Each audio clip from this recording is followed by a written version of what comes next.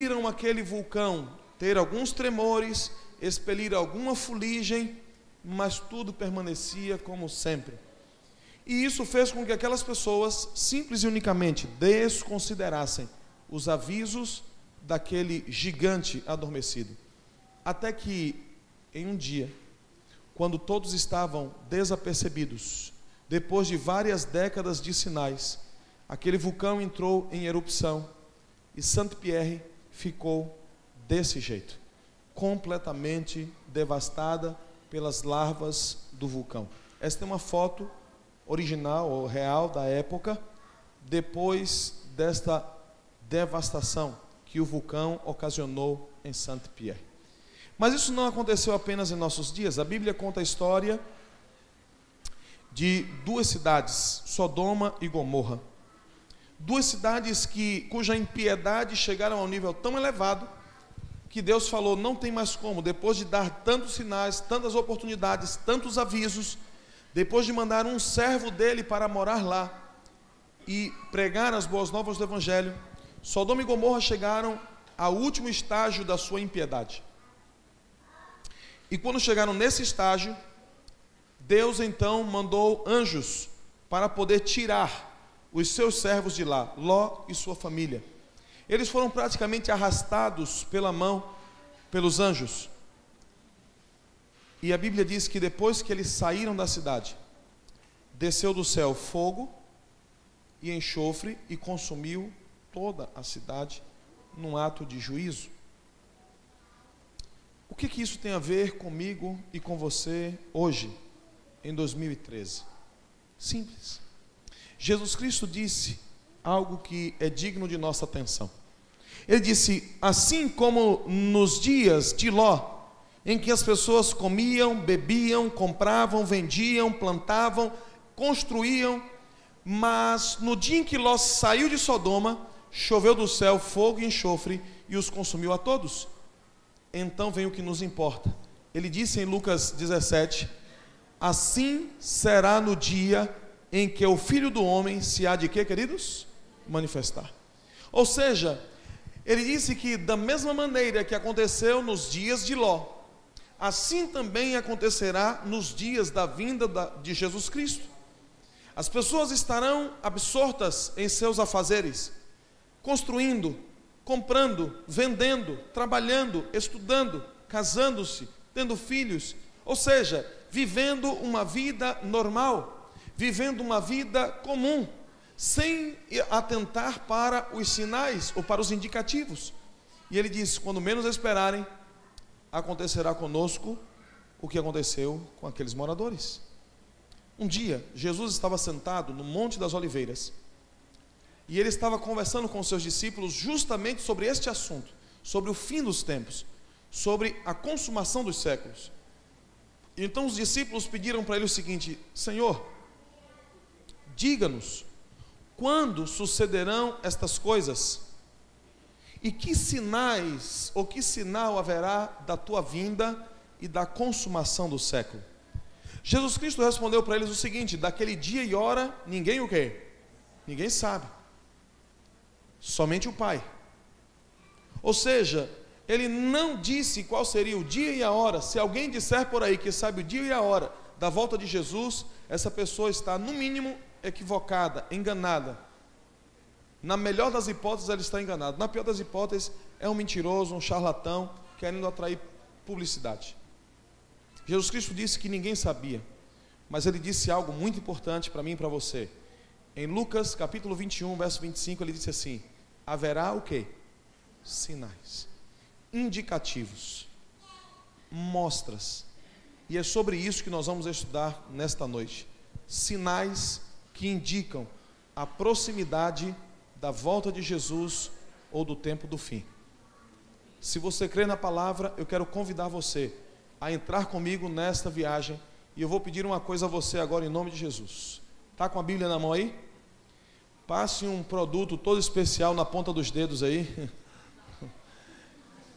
que a gente vai abrir muitas passagens essa noite, e a gente vai precisar de agilidade. Molhe assim e fique atento. Não perca um só segundo, porque um texto vai trazer a conexão com o outro para nos dar a visão do todo. E vamos então ver sinais do tempo do fim. Abre a sua Bíblia em Mateus capítulo 24. Vamos abrir a Bíblia em Mateus capítulo 24. E logo depois que você abrir a sua Bíblia, você pode curvar a sua fronte, fechar os seus olhos. Nós vamos fazer uma oração. Você que nos acompanha pela internet, você pode abrir a sua Bíblia aí, se for possível, e vamos juntos ver os sinais que antecedem a volta de Jesus. Deixa eu dizer uma coisa para vocês, antes de começarmos a estudar. Ei, veja uma coisa importante. Satanás não quer que compreendamos o tempo em que estamos vivendo. Ele vai tentar tirar sua atenção hoje com várias coisas. Pessoas vão chamar você para conversar, pessoas vão chamar você para sair. Você vai sentir vontade de ir no banheiro, de beber água e de uma série de outras coisas. Ele não quer, Satanás não quer que você compreenda o tempo em que você está vivendo, para que você continue vivendo como se nada fosse acontecer, ou como se ainda faltasse muito para isso acontecer. Então eu quero pedir em nome de Jesus, feche os seus olhos agora, tome a sua Bíblia na mão e vamos ver o que Deus tem a nos dizer nessa noite. Feche os olhos. Bom Deus, o Senhor deu-nos mensagens claras através da sua palavra, dos sinais que antecederão a sua volta. Tudo isso para que nós não fôssemos pegos de surpresa, para que não tivéssemos desculpas por ocasião da tua vinda e para que estivéssemos preparados para receber o Senhor Jesus nas nuvens dos céus com poder e grande glória. Por isso, Senhor, faça calar o nosso coração neste momento, descansar de todo e qualquer problema que esteja nos atormentando, nos assediando. Repreenda em nome de Jesus a ação do inimigo em nossas mentes nesta hora, e que possamos ouvir a tua voz, apesar de tudo aquilo que nos cerca. Que cale o homem e que fale o Senhor através da sua palavra, em nome de Jesus. Eu vou pedir a você que se conserte no banco aí. Chega o quadril para trás, empina a coluna. Essas luzes daqui tem como acender? Porque esse escurinho assim dá vontade de orar. Se tiver como acender, é porque tem alguns que podem ser tentados. Aí, varão, aí. As outras também. O que tiver de luz aí, acende. Holofote, farol, o que tiver. Pode. Hein? Tranquilo. Perfeito. Vamos ver alguns sinais. O primeiro sinal que a Bíblia fala sobre a volta de Jesus. Mateus capítulo 24, verso 29. Está aí na sua Bíblia. Diz assim: logo em seguida à tribulação daqueles dias, Jesus Cristo está falando sobre os dias finais. Diz assim: logo em seguida à tribulação ou às tribulações daqueles dias, vai acontecer uma coisa. O que é que vai acontecer? O sol escurecerá. O que mais? A lua não dará claridade. E o que mais? As estrelas cairão do firmamento e os poderes do céu serão abalados. O primeiro sinal que a Bíblia diz aí, em Mateus 24, 29, é que o sol vai fazer o quê? Quantos aqui já viram o sol escurecer? Levante a mão. Conversa, viu nada? Você viu um eclipse. Vamos esclarecer a diferença entre uma coisa e outra. Eclipse não é o escurecimento do sol. Eclipse é a interposição de um corpo celeste, geralmente a lua ou outro planeta, entre o sol e a terra. Quando isso acontece, o sol continua lá brilhando, mas nós não conseguimos ver a luz do sol porque tem um corpo celeste a partir desse alinhamento entre o sol e a terra. Vou refazer a pergunta: Quantos aqui já viram o sol escurecer? Levante a mão. Opa, você viu? Sabe por que você não viu? Porque você não estava vivo no dia 19 de maio de 1780. No dia 19 de maio de 1780, aconteceu o que ficou conhecido no mundo inteiro como o dia escuro. E o que foi o dia escuro? Foi o dia em que, próximo das 10 horas da manhã, começou uma grande sombra envolver toda a terra. Às 11 horas da manhã, está todo mundo salvo, pode ficar tranquilo. Fique em paz, pode deixar lá. Às 11 horas da manhã, o dicionário Webster, um dos mais famosos e conceituados dicionários norte-americanos, registram que as galinhas começaram a voltar para os puleiros, os pássaros começaram a voltar para os ninhos, os animais começaram a se recolher, porque ao meio-dia, as trevas, a escuridão era tão grande que não se conseguia enxergar uma folha de papel em branco a cerca de 2 metros de distância, 1,5 metro, 2 metros de distância. Só que o que mais chama atenção é que neste dia, os astrônomos, não confunda com astrólogos, astrólogo é charlatão, é que faz adivinhação por meio dos astros, faz previsão, né, que na sua grande maioria, aliás, na totalidade, é falcatrua, a partir dos astros. Eu não estou falando do astrólogo, eu estou falando do astrônomo, o que estuda os astros, o movimento, o alinhamento, as características. Os astrônomos, eles assombraram-se porque nesse dia não havia nenhum alinhamento de corpos celestes. O acesso da Terra, a visibilidade da Terra para o Sol estava completamente desimpedida. Esse dia é o único dia registrado na história como que o Sol de fato escureceu. Não deu a sua claridade. Ele escondeu a sua claridade de maneira inexplicável até o presente momento. Naquele dia, as pessoas fugiram de suas casas e muitas delas foram para as igrejas porque pensavam haver chegado o dia final, o dia do acerto de contas, o dia do juízo, lembrando-se exatamente desta passagem de Jesus Cristo. Mas ainda não era aquele o fim, era apenas um sinal. No dia seguinte, a lua apareceu vermelha como sangue. Eu não estou falando daquele avermelhado assim bonito de uma lua cheia de verão. Eu estou falando de vermelho, cor de sangue. Sinais nos corpos celestes. Mas a Bíblia diz que além de nós termos tido o escurecimento do sol, a Bíblia fala também que as estrelas cairiam do firmamento. Deixa eu fazer uma pergunta aqui a você. Quantos já viram uma estrela cadente? Levante a mão. Uma. Eita, fez o pedido? Perdeu tempo, não adiantou nada. Quantos já viram 2 estrelas caindo ao mesmo tempo? Quantos já viram? Já aconteceu isso, 2 caindo assim ao mesmo tempo. Quantas já viram 5 caindo assim, rápido? Alguém já viu? Eu nunca vi. Agora, quantos já viram 300.000 estrelas caindo por hora durante 3 horas seguidas? Alguém já viu? Sabe por que você não viu? Porque você não estava vivo no dia 13 de novembro de 1833. Esse dia foi conhecido como o dia da chuva de estrelas.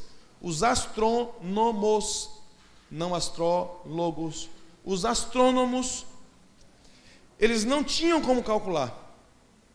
Registraram uma pequena foto, contaram aquilo dali e fizeram uma estimativa. Eles disseram, no mínimo, foram 300.000 estrelas por hora durante 3 horas seguidas. Já imaginou uma chuva de estrelas durante 3 horas seguidas? Dá para você imaginar o que é isso?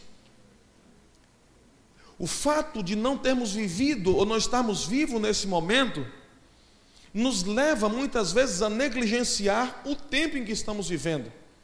Nós temos como seres humanos o hábito de analisar o tempo apenas pela nossa perspectiva de vida. 60, 70, 50, 30, 20, 15. E já que nesses 15, 20, 30 ou 50 anos de vida que você tenha, você não viu determinadas coisas acontecerem, nós somos tentados a negligenciar a história. Só que a humanidade, ela não é feita apenas dos nossos 50, 70 ou 30 anos de vida. A humanidade, ela tem muito mais tempo de história. Nesse dia, mais uma vez, as pessoas fugiram de suas casas, correram para reconciliarem-se com as pessoas que haviam brigado, tinham tido intrigas, porque mais uma vez pensaram haver chegado o dia final. A Bíblia, ela fala de sinais no céu, nos corpos celestes, e Deus já vem mostrando os seus sinais há muito tempo. A Bíblia fala de um terceiro sinal, Mateus, aí mesmo, no capítulo 24 e o verso 7. Dê uma olhadinha aí, o que Jesus Cristo diz. Diz, porquanto se levantará o quê? Você lê comigo? Nação contra nação, reino contra reino. O que mais? Haverá fomes e terremotos em vários lugares. Pronto, a pergunta é simples, a resposta é objetiva. Sempre existiram terremotos na terra, sim ou não? Não. Por quê? Porque houve um momento em que a terra era apenas uma única placa tectônica. Quando? Antes do dilúvio. No dilúvio, a terra abre a sua superfície para irromperem jatos de água debaixo da terra, chuva para a inundação global conhecida como dilúvio. A partir daquele momento, ou seja, a partir do dilúvio, nós temos um afastamento e um movimento natural das placas tectônicas, formando o que nós conhecemos hoje como os continentes. E essas falhas geológicas entre uma placa tectônica e outra, esse atrito entre essas placas é que causam os terremotos. Então os terremotos, eles vêm em grande parte depois do dilúvio. Mas como já faz muito tempo isso, ou seja, cerca de 4.000 anos, aliás, um pouco mais de 4.000 anos, então nós temos a impressão de que sempre existiram terremotos. Agora, sempre, desde o dilúvio, nós temos tremores de terra e terremotos? Sim. Mas vamos entender uma coisa, você é uma pessoa inteligente, e nós precisamos entender o tempo em que estamos vivendo. Nós temos registros históricos desde a história egípcia, muito tempo antes de Cristo. Mas veja que nenhum desses registros históricos dão muita ênfase a esses tremores. Agora veja o que aconteceu. Terremotos de grande proporção registrados na história. No século V, aconteceu um grande terremoto, no ano 476 em Roma. No século VI, aconteceu um grande terremoto em 526 em Antioquia. No século XVI, nós voltamos a ter um grande terremoto. Há um período de aproximadamente 10 séculos com apenas pequenos tremores de terra. No século XVI, nós temos um grande terremoto na China em 1556. No século XVII, um grande terremoto na Jamaica em 1692. No século XVIII, nós temos 3 grandes terremotos. Estou falando de terremotos acima de 6 pontos na escala Richter. Japão, Portugal e Itália. E no século XIX, 4 grandes terremotos mexeram com o mundo: Estados Unidos, Peru, Japão e Venezuela. Agora veja o que acontece a partir do século XX. E aí você pode tirar uma conclusão acerca do que nós estamos querendo dizer. Em 1905, na Índia. 1906, estamos dentro do século XX, em São Francisco. 1908, na Itália. 1920, na China. Esse daqui no Japão, em 1923. Devastou o Japão e levou 300 mil pessoas ao desaparecimento. 300 mil mortos. 1931, em Nova Zelândia, depois Califórnia, Turquia. E aqui está uma foto do Japão depois daquele grande terremoto. E é depois dessa reconstrução que o Japão começa a se firmar como potência mundial, ou pelo menos emergente. Em 1950, na Índia. 1960, 2 grandes terremotos, um em Marrocos e um no Chile. Em 62, um no Irã. E aqui você tem uma sequência até chegar em 1976. Alguns dos que estão aqui ouviram o noticiário desse grande terremoto na China que levou 800 mil pessoas à morte. Faz ideia do que é isso? Quase 1 milhão de pessoas mortas por ocasião de um grande terremoto. Estamos dentro do século XX. 1978 no Irã, 80, 2, Argélia e Itália, 85, México, 87, Equador, 88, Armênia, 89, Califórnia, 90, Irã. Veja a sequência, como vai aumentando. 94, Los Angeles, Indonésia, Colômbia e Argélia. 95, Japão, Rússia, Turquia, México. 96, China, Indonésia, Peru, Nicarágua, Ilha Salomão. Em 97, México, Paquistão, Luzon, Santa Cruz, Afeganistão, Chile, Venezuela, Nova Guiné, Colômbia, Grécia, Chile e Peru. 11 terremotos de grande proporção em um único ano. Em 98 nós temos mais 1, 2, 3, 4, 5, 6, 7, 8, 9, 10, 11, 12, 13, 14 grandes terremotos em um único ano. Sempre existiram terremotos na face da terra? Sim, mas nunca na proporção que nós temos hoje. Nunca na intensidade e na frequência e regularidade que nós temos hoje. O Brasil, que é uma única placa tectônica, não há falha geológica, pelo menos não detectada, na placa tectônica brasileira. E nós tivemos tremores de terra no Ceará, tivemos tremores de terra em Minas Gerais, tivemos tremores de terra no sul do país. Nós temos tido tremores de terra no Brasil, sem nenhuma explicação geológica para isso.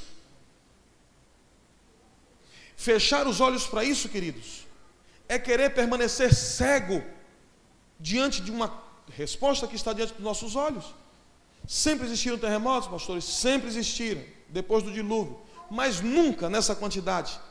É como se a terra estivesse gritando para a gente abrir os olhos e perceber o tempo em que estamos vivendo. É como se a terra estivesse berrando aos nossos ouvidos, dizendo: abra os olhos, abra os seus ouvidos, entenda o tempo em que você está vivendo, para que você não seja pego de surpresa. As pessoas dizem: sempre existiu fome na terra, pastor. Certo ou errado? Certo, mas nunca desse jeito. Nunca desse jeito. Nunca desse jeito. Nunca desse jeito. Essa foto foi tirada por um fotógrafo que estava deslocando-se em meio à guerra civil na África. Ele parou para registrar essa foto e tentar ajudar esse garoto. Esse garoto, ele estava exaurido, cansado, completamente desidratado, e ele já havia caminhado 11 quilômetros de onde ele, não podemos nem dizer morava, de onde ele permanecia, para ir, sabe para onde, irmãos? Para uma poça de lama, para ver se conseguia beber um pouco d'água para sobreviver. O abutre, percebendo o cheiro de morte, estava ali apenas aguardando. O abutre geralmente ele não ataca, mas assim que morre, ele já percebe, ele já tem um cheiro de morte em suas narinas. O repórter parou, registrou a foto, foi acudir o garoto, prestou socorro, não adiantou. O grau de desidratação era tão alto que esse garoto faleceu. O repórter voltou para os Estados Unidos, onde ele morava. A foto dele ganhou o prêmio Pulitzer, o prêmio mais importante de fotografia no mundo. E ele não suportou, ele entrou em depressão, esse fotógrafo, e não suportou permanecer vivo e tirou a própria vida. O fotógrafo que tirou essa foto suicidou-se, por não suportar ver aquilo que muitas pessoas continuam insistindo em não querer perceber. Às vezes nós dizemos assim: olha, eu passei fome. A gente pode até ter passado alguma privação de alimento, mas fome, como essas pessoas passam, são 700 milhões de pessoas morrendo de fome no mundo, em 32 países espalhados. Se você fizer uma conta, dá cerca de 10 mil pessoas morrendo de fome a cada semana. É simples. Conte comigo aqui. 1, 2, 3, 4, 5, 6, 7, 8, 9. Acabou de morrer uma pessoa de fome no mundo. Se você contar até 9 de novo, outra pessoa terá morrido. São 10 mil mortes por semana. Uma morte a cada quase 9 segundos de fome. Sempre existiu fome na terra? Sim. Depois do pecado, sempre existiu. Mas nunca como em nossos dias. Nunca como no tempo em que estamos vivendo. Jamais aconteceu tanta fome como os dias em que estamos vivendo. E pelo fato de termos em nossa mesa, talvez não o que queremos, talvez não o que desejamos, mas por termos pelo menos uma vez por dia alguma coisa em nossa mesa para comer, nós achamos que o problema da fome não é um indício do tempo da volta de Jesus. Abra os olhos, por favor. Não permita-se permanecer cego ao que está acontecendo, porque Deus está berrando aos seus ouvidos, dizendo: abra o seu coração, entenda o tempo em que você está vivendo, porque falta pouco tempo e você não pode ser pego de surpresa. Deus está berrando conosco, queridos. Se fizesse uma fila com as pessoas famintas no mundo, daria para dar 6 voltas inteiras no globo terrestre, sabia disso? É muita gente. Lucas capítulo 21, 11, não precisa nem você abrir, porque é só um indicativo. Ele fala assim, se você der uma olhadinha, ele diz: haverá epidemias. Em Lucas 21, 11, ele diz que será um dos indícios do fim dos tempos, que haveria epidemias. 21, versículo 11, se você quiser abrir. Haverá grandes terremotos, epidemias e fome em vários lugares. Nós temos hoje, só catalogado pela ONU, 368 insetos transmissores de uma doença altamente contagiosa. 368 catalogados. Uma pergunta aqui: quem aqui conheceu alguém que já foi vítima do câncer? Levante a mão. Conheceu? Olha só, dê uma olhadinha para trás aí, você que está mais na frente, dê uma olhadinha. Você percebe o que eu estou falando? Nem se fala mais de AIDS hoje, sabe por quê? Encontraram uma forma de controlar, com o coquetel controla, mas não tem cura. A África continua dizimando centenas e milhares de pessoas por mês e por ano, consequência da AIDS. E se formos mencionar aqui a imensidão e a diversidade de vírus, de epidemias que têm alastrado-se pela face da terra, nunca houve tanto desta forma. Esse texto vale a pena a gente ler. Não é 1 Timóteo, ali está errado, é 2 Timóteo, capítulo 3. Está no Novo Testamento, página 175. 2 Timóteo, capítulo 3, vale a pena ler esse texto. Perceba que esse foi um texto escrito por Paulo a Timóteo aproximadamente no ano 70 depois de Cristo. Ou seja, tem quase 2000 anos. Tem 1940 anos aproximadamente esse texto. E veja como o apóstolo Paulo descreve, 2ª carta de Paulo a Timóteo. Não é primeira, não. A tela está faltando um tracinho ali. É 2ª epístola de Paulo a Timóteo, capítulo 3. Agora eu quero que vocês me ajudem acompanhando esse texto. Vejam só o que diz o texto. Sabe, porém, isto. Em que tempo ele diz aí? Nos últimos dias. Veja que ele não está falando dos nossos dias, perdão, dos dias dele. Ele está falando dos nossos dias. Ele diz: nos últimos dias sobrevirão tempos difíceis. Olha o texto agora a partir do verso 2. Pois os homens, os seres humanos, serão como? Egoístas, que mais? Avarentos, jactanciosos, arrogantes, blasfemadores, desobedientes aos pais, ingratos, irreverentes, desafeiçoados, implacáveis, caluniadores, sem domínio de si, cruéis, inimigos do bem, traidores, atrevidos, enfatuados, mais amigos dos prazeres do que amigo de quem? De Deus, tendo forma de piedade, negando-lhe entretanto o poder. Foge também destes. Deixa eu fazer uma pergunta para você. Paulo escreveu isso há 1940 anos atrás. Eu lhe pergunto, não parece que ele leu o jornal do final de semana do nosso tempo, nossas épocas? Não parece que ele leu o jornal de domingo passado? Não parece que ele assistiu o noticiário de ontem? Ele disse que isso se referia a que tempo da história, queridos? A que tempo? Últimos dias. Portanto, fechar os olhos para isso, você é livre para fazer, mas não vai mudar os fatos. Você pode até tentar não querer ou não desejar enxergar isso, mas Jesus Cristo, Ele nos traz em sua palavra um indicativo claro do tempo em que estamos vivendo. Nos últimos dias, os homens, as pessoas seriam desse jeito. Filhos planejando a morte dos seus pais por conta de um dinheirinho. Essa jovem aí, aos 16 anos, ela abandonou seu filho no banheiro da escola e deixou seu filho morrer. Ela foi presa. E quando foram perguntar a ela por que ela fez isso, sabe o que ela disse? Eu não suportava mais viver olhando para aquele bebê. E as pessoas perguntaram por quê. Ela disse, porque o meu avô é o pai do meu filho. Você entende isso? Você entende o que é isso?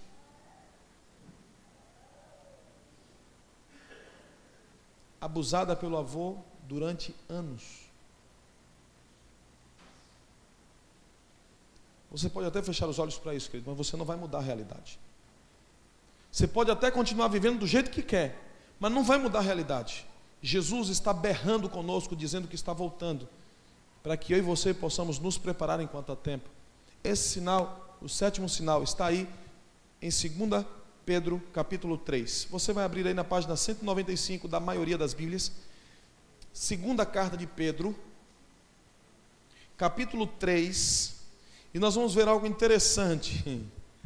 Você já viu alguém dizendo assim, olha, que nada, rapaz, esse negócio de volta de Jesus, de fim do tempo, isso é conversa, isso é balela. Desde que o mundo é mundo, que as coisas são assim. Desde que eu me conheço por gente, que a vida é assim. Já viram, alguém já viu esse comentário em algum lugar? Você sabia que isso estava previsto na Bíblia? Deus, em sua misericórdia e bondade, nos advertiu. 2 Pedro capítulo 3, versos 3 até o 5, diz assim: tendo em conta, antes de tudo, que, em que período diz aí? Nos últimos dias, virão escarnecedores, zombadores, pessoas que tiram sarro da outra, com os seus escárnios ou zombarias, curtição, andando segundo as suas próprias paixões e dizendo, onde está a promessa da sua vinda? Porque desde que os pais dormiram, todas as coisas permanecem como desde o princípio de quê? Da criação. Ou seja, onde está a volta de Jesus? Eu já tenho 30, 40, 50 anos de hoje que eu ouço o pessoal falar desse negócio de volta de Jesus e até hoje não voltou, como se o tempo de vida dele fosse referência para a história da humanidade. Como esse breve tempo, esse hiato no tempo que somos nós somos um hiato no tempo, irmãos. 70, 80, 90 anos, o que é isso? Diante de cerca de 6.000 anos de pecado? Nada, nada. Mas muitas vezes tomamos a referência de nossa vida para poder dizer o que é a referência da existência da humanidade. Um erro, ledo engano. Mas aqui a Bíblia nos adverte que nos últimos dias pessoas viriam escarnecendo, zombando, tirando sarro acerca da volta de Jesus. Olha, rapaz, você vai ser crente agora? Vai querer nessa história de que Jesus vai voltar? Isso é onda, rapaz, não vai nessa não. A maioria nem sempre esteve certa. Não se preocupe em fazer parte da minoria. Sabe por quê? Simples. Esse rapaz aí, que está na foto, bonitinho ele, né? Morse. Ele disse o seguinte, olha a frase que ele disse. Ele disse assim, eu vou encontrar um meio de fazer com que as pessoas se comuniquem umas com as outras à distância, sem uso de fios. O pessoal olhou para a cara dele e fez o quê? Lascou-lhe uma gargalhada. Você é louco, você é idiota, você é burro. Aonde que é possível se comunicar com outra pessoa à distância sem fio? Só através do fio é que pode acontecer isso. Ele inventou o que é conhecido, o que foi conhecido como código Morse. Uma combinação binária que deu origem a tudo o que nós temos hoje em termos de comunicação ou tecnologia da comunicação. Hoje, se as pessoas que zombaram de Morse levantassem da sepultura e nos vissem pegando um aparelho desse e ligando para o outro lado do mundo, se tiver crédito, né? Ligando para o outro lado do mundo, essas pessoas iriam perceber o quê? Que elas estavam, a maioria estava certa ou errada? A maioria estava certa ou errada? Errada. O mesmo aconteceu com este homem, Charles Goodyear. A frase dele, vou fazer uma borracha vulcanizada. O pessoal, você acabou de rir, porque para vulcanizar tem que esquentar. E quando você esquenta a borracha, acontece o quê? Derrete. Então, quando ele falou, eu vou vulcanizar a borracha, o pessoal lascou a risada na cara dele. E você é idiota, rapaz, onde já se viu vulcanizar a borracha? Onde já se viu esquentar a borracha vai derreter. Se eles pudessem levantar hoje e ver em cada carro, pelo menos 4 borrachas vulcanizadas em cada um, eles iriam morrer de vergonha. A maioria estava certa ou errada? Errada. Quando a varíola estava matando, dizimando milhares de pessoas, milhares, uma peste, Edward Jenner, ele disse o seguinte, ele não disse que encontrei, ele disse, encontrei a vacina contra a varíola. Ele estava no laboratório dele e disse, encontrei a vacina contra a varíola. Os seus próprios assistentes zombaram dele. A população médica da época zombou dele. O mundo deu risada da cara de Edward Jenner, quando ele disse que havia encontrado a vacina contra a varíola. Alguém aí tem notícia de alguém que tenha morrido de varíola aí? Levanta a mão. Agora deixa eu fazer uma pergunta aqui que eu fiz um dia desse. Quem dessa turma aí abaixo de 15 anos sabe o que é varíola? Levanta a mão. Abaixo de 15 anos sabe o que é varíola? Levanta a mão. Nem sabe o que é. Sabe por quê? Sabe por quê? Aí, ó, sabe por quê? Porque quando é bebezinho toma uma vacina contra a varíola e ninguém mais morre de varíola hoje. A maioria estava certa ou errada? A maioria estava certa ou errada? Errada.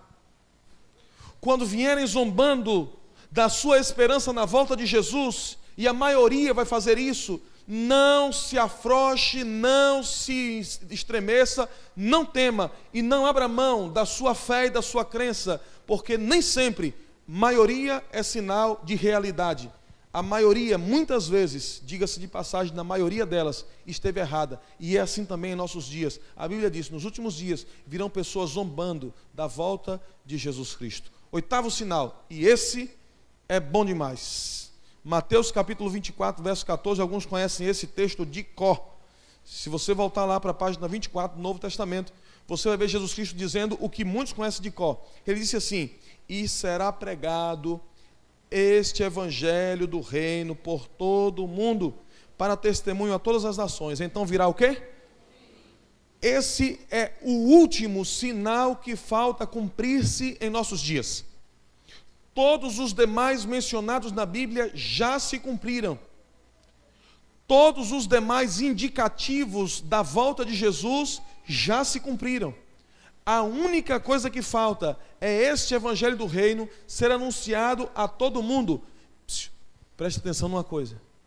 Jesus Cristo não disse que iria voltar depois que todo mundo o aceitasse. Ele não disse que iria voltar depois que todo mundo se convertesse. Ele não disse que iria voltar depois que todo mundo fizesse a entrega de sua vida nas mãos dele. Não se engane. Ele é misericordioso, mas ele tem um tempo.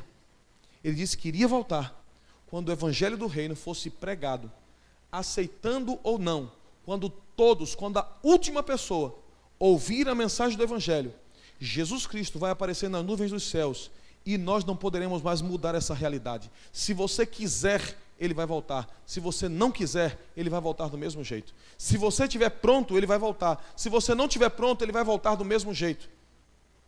Isso não está sob o nosso controle. Esse controle não está sobre nossas mãos. Ele vai voltar quando a última pessoa nesse mundo ouvir acerca deste evangelho. E quando isso acontecer, ele diz, virá o fim.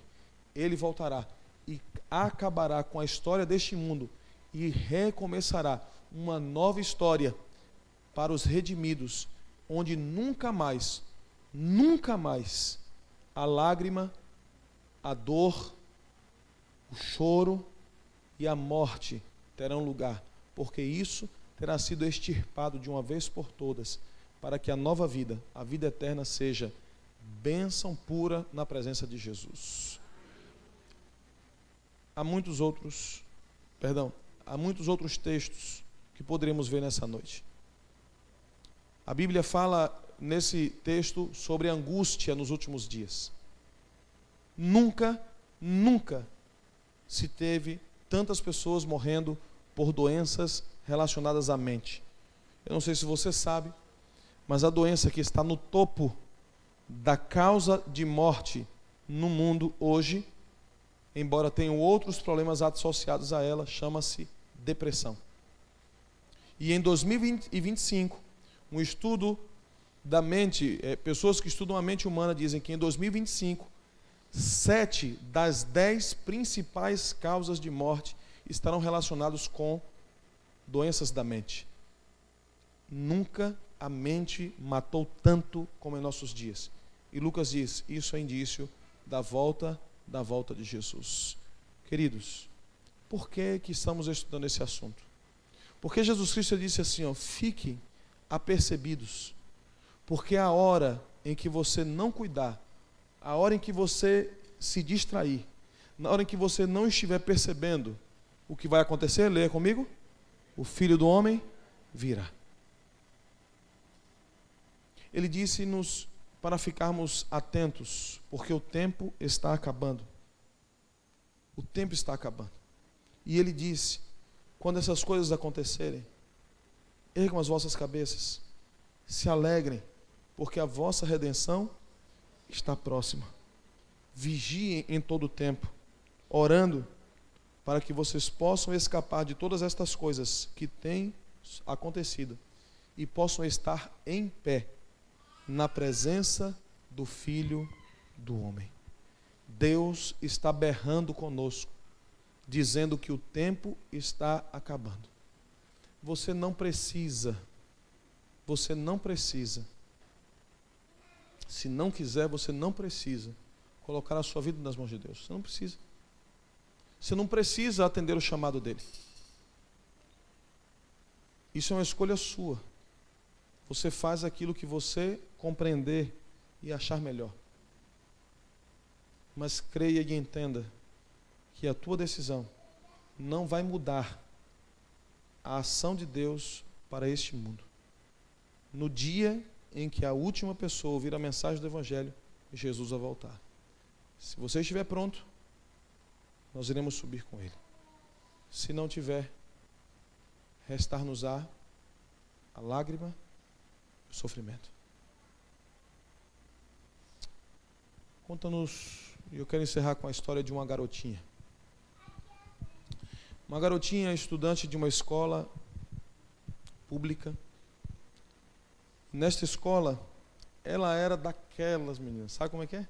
Aquela assim, bem especial na turma. Quando acontecia alguma coisa na sala, e ninguém tinha visto quem tinha feito, mas quando assim, quem fez isso, todo mundo dizia que era quem? Era ela. Era aquela menina traquina. O município estava passando por um problema sério de destruição das carteiras escolares. O secretário de Educação, então, que assume o posto, ele toma uma iniciativa. Ele vai em cada escola do município promovendo uma campanha. Ele diz o seguinte: o aluno que mantiver a sua carteira bem conservada vai ganhar um prêmio ao final do semestre. Mas o aluno que tiver com a carteira mais bem conservada vai ganhar o prêmio que escolher. E quando ele disse isso, ele falou na classe para os seus alunos, para aquela escola: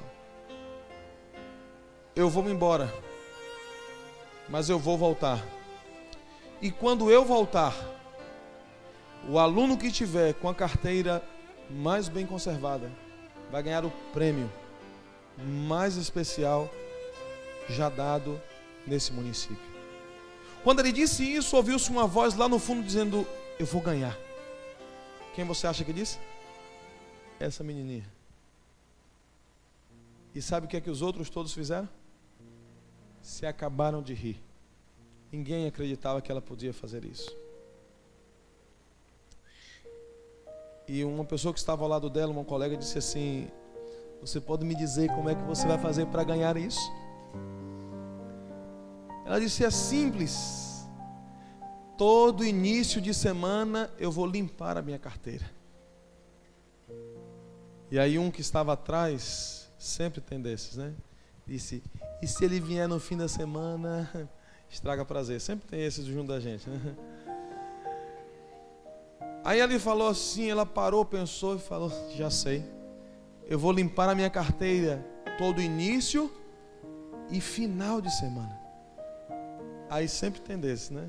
Um do lado perguntou, e se ele vier no meio da semana? A garota entristeceu, se abaixou a cabeça e já estava dando por desistir. Mas então um sorriso veio no canto dos lábios dela. E ela disse, já sei.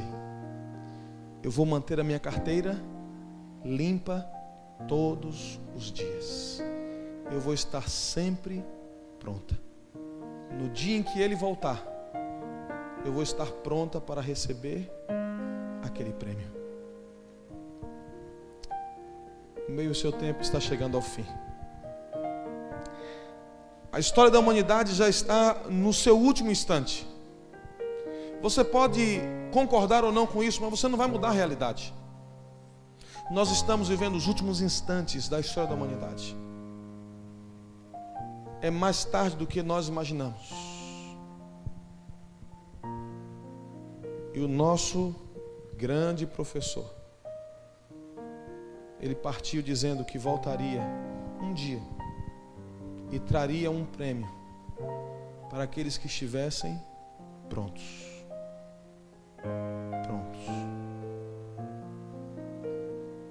Não adianta eu limpar a minha vida ou procurar limpar e ajustar a minha vida no início da semana, no final da semana. Não, eu vou terminar minha faculdade, vou me casar primeiro, vou terminar a casa, vou esperar comprar isso ou aquilo, vou esperar curtir um pouquinho mais o mundo, afinal de contas eu sou muito jovem, para depois eu vir. Não se iluda. Você não tem o controle do tempo em suas mãos.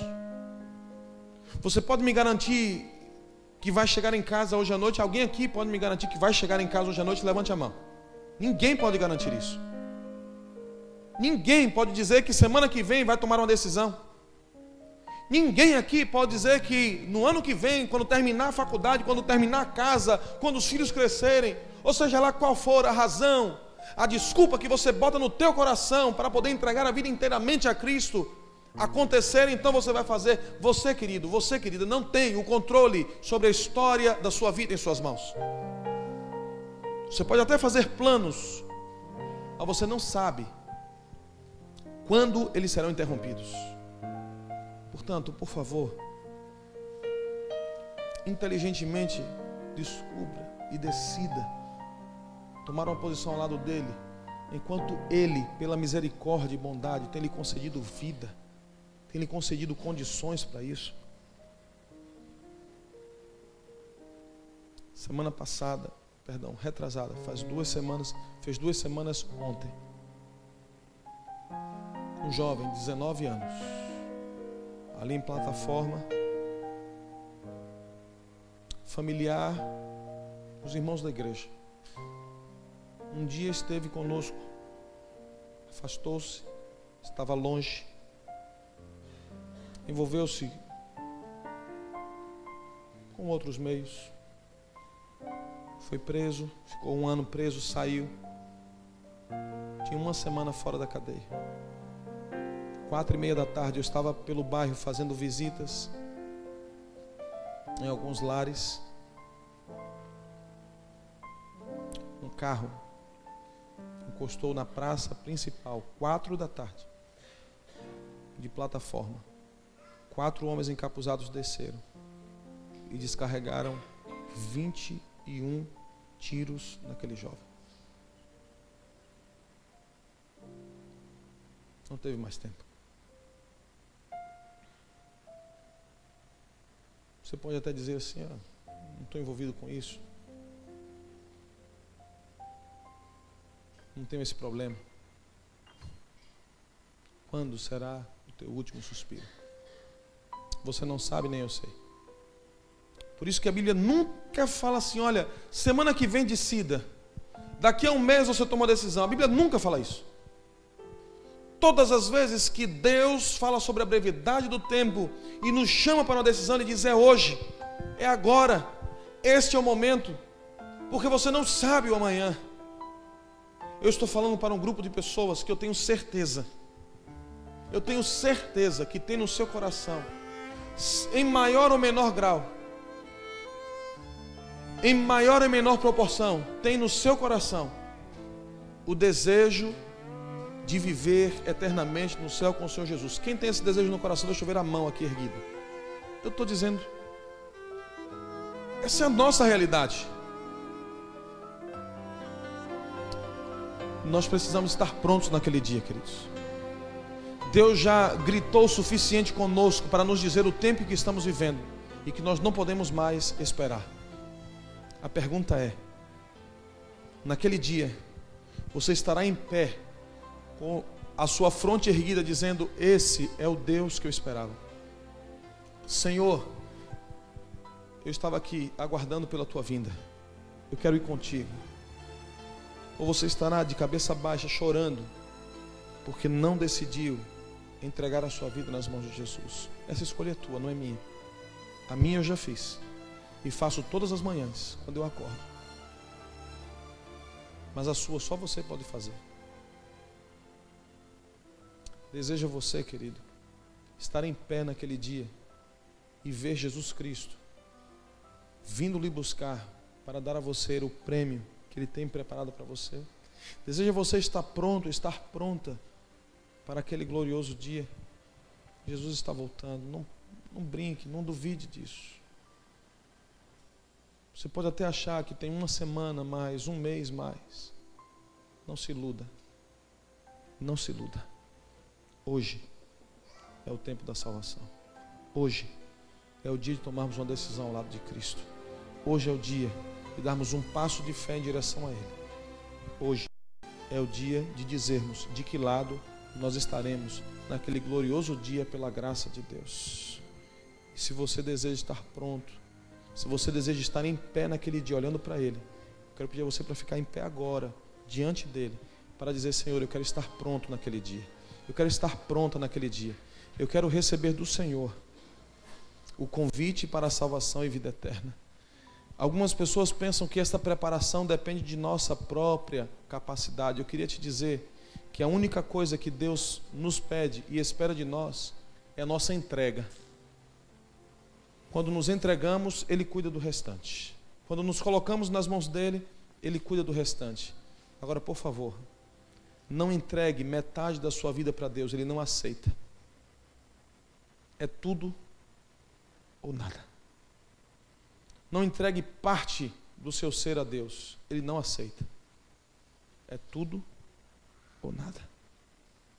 Se você estiver disposto a entregar tudo, Ele não te deixará faltar nada, para que você esteja em pé naquele grandioso dia. Feche os olhos, vamos orar ao Senhor. Bom Deus,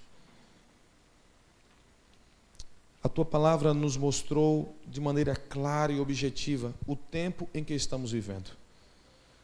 Nós não temos controle sobre o tempo, nem sobre nossa vida. Não temos capacidade de dizer quanto tempo mais esperaremos para colocar nossa vida inteiramente em Tuas mãos. Não temos possibilidade, Senhor, de aguardar qualquer que seja o nosso plano se concretizar. Seja um colégio, a faculdade, um cursinho, um curso profissionalizante, uma casa, os filhos que estão na escola. Não temos oportunidade, Senhor, não temos possibilidade de decidir quando nós iremos ter, ou quanto tempo teremos mais de vida. Por isso hoje estamos em pé diante do Senhor, para agarrar a oportunidade que o Senhor nos concede e dizer ao Senhor que nós queremos estar assim, em pé, naquele glorioso dia em que o Senhor Jesus Cristo aparecer nas nuvens dos céus para vir buscar aqueles que o aceitaram como Senhor e Salvador de suas vidas e que entregaram completamente as suas vidas nas mãos do Senhor Jesus. Aqui estamos, para que o Senhor faça de nós aquilo que o Senhor tem planejado. Aqui estamos, Senhor, para que o Senhor realize em nossa vida os Teus planos e os Teus sonhos. Aqui estamos, Senhor, para dizer que nós queremos entregar tudo o que temos e somos em Tuas mãos, para que estejamos em pé naquele glorioso dia. Nos leve em paz, nos dê uma noite abençoada de descanso, um dia vitorioso amanhã. E por favor, Senhor, que esta decisão que demonstramos agora pelo este ato de ficar em pé, seja repetido a cada dia de nossa vida, ao colocarmos o nosso coração rendido aos teus pés a cada manhã. Te pedimos que nos traga amanhã à noite aqui, para juntos nós descobrirmos um pouco mais aquilo que o Senhor espera de nós. Por favor, Pai, opera este milagre em nossa vida e realiza isto não por nossa própria vontade ou por nosso próprio mérito, mas faça isso em nome de Jesus. Amém, Senhor. Deus abençoe. Eu acho que você pode cumprimentar a pessoa que está do seu lado aí e dizer que ele é um candidato ao reino do céu. Que Deus abençoe.